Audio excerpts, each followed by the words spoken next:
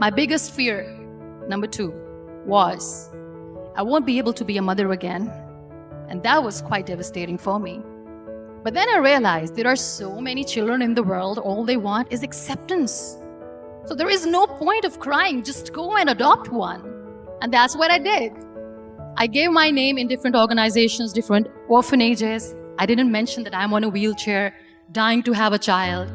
So I just told them that this is Muniba Mazari and she wants to adopt a boy or girl, whatsoever, but I want to adopt a kid. And I waited patiently. 2 years later, I got this call from a very small city in Pakistan. I got a call and they said, "Are you Muniba Mazari? There is a baby boy and would you like to adopt?" And when I say yes, I could literally feel the labor pain. I said, yes, I am going to adopt him. I am coming to take him home. And when I reached there, the man was sitting and he was looking at me from head to toe. And in back of my head, I kept thinking that, oh my God, he's going to say she's on the wheelchair. She doesn't deserve it. How is she going to take care of him? And I looked at him and I said, do not judge me because I'm on the wheelchair. But you know what he said? He said, I know you will be the best mother of this child. You both are lucky to have each other. And that day, I was 2 days old, and today he's 6. You'll be surprised to know another bigger fear that I had in me. It was facing people. I used to hide myself from people. When I was on bed for 2 years, I used to keep the door closed. I used to pretend that I'm not going to meet anyone, tell them that I'm sleeping. You know why? Because I couldn't stand that sympathy that they had for me. They used to treat me like a patient. When I used to smile, they used to look at me and say that, "You're smiling, are you okay?" I was tired of this question being asked, "Are you sick?" Well, a lady yesterday at the airport asked me, "Are you sick?" And I said, well, besides the spinal cord injury, I'm fine, I guess. But those are really cute questions. They never used to feel cute when I was on the bed. So I used to hide myself from people, knowing that, oh my God, I'm not going to see that sympathy in their eyes. It's all right. And today I'm here speaking to all these amazing people because I have overcome the fear. You know, when you end up being on the wheelchair, what's the most painful thing? That's another fear that people on the wheelchair or the people who are differently abled have in their hearts, but they never share. I'll share that with you. The lack of acceptance. People think that they will not be accepted by other people because we, in the world of perfect people, are imperfects. So I decided that instead of starting an NGO for disability awareness, which I know will not help anyone, I started to appear more in public. I started to paint. I always wanted to. I have done a lot of exhibitions. I'm Pakistan's first wheelchair-bound artist. I have done a lot of modeling campaigns, different campaigns for brands like Tony and Guy. I have done some really funny, breaking the barriers kind of modeling. There was this one by the name Clown Town where I became a clown because I know that clowns have hearts too.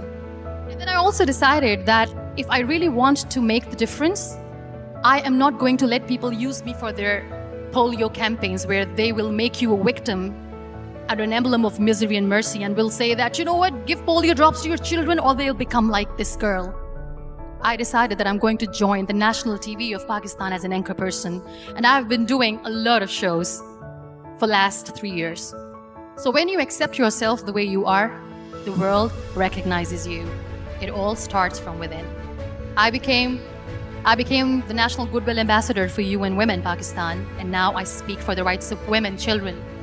We talk about inclusion, diversity, gender equality, which is a must. I was featured in BBC 100 Women for 2015. I'm one of the Forbes 30 under 30 for 2016. And it all didn't happen alone. You all are thriving in your careers. You have bigger dreams and aspirations in life. Always remember one thing. On the road to success, there is always we, not me.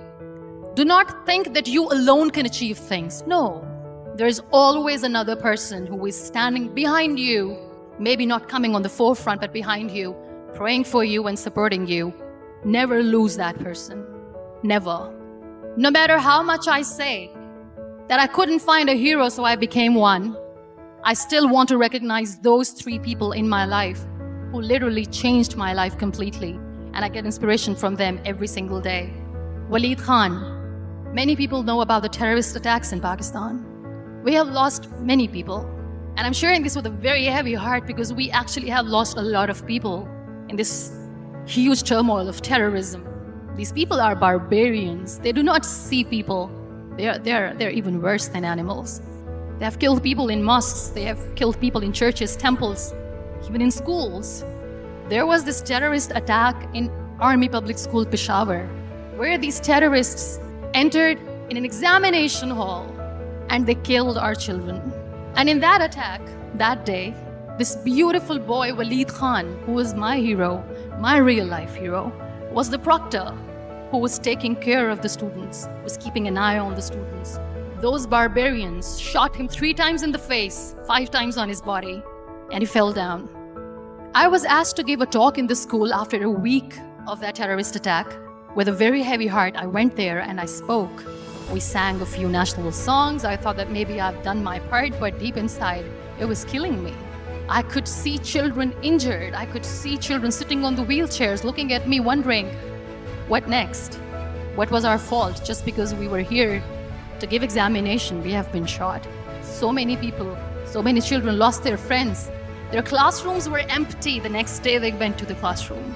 So this kid, Walid Khan, I was asked that he is in a hospital right now, and you have to go and see him and motivate him and tell him that it's going to be okay.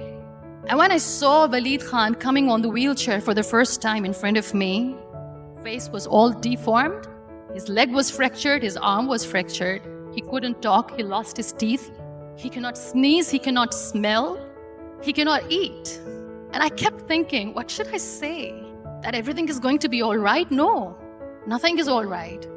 And while I was juggling with the words, what to say, what not to say, this beautiful child, Walid Khan, came to me and he said, "Are you Muniba Mazari?" I said, "Yes." He said, "Baji, let's take a selfie."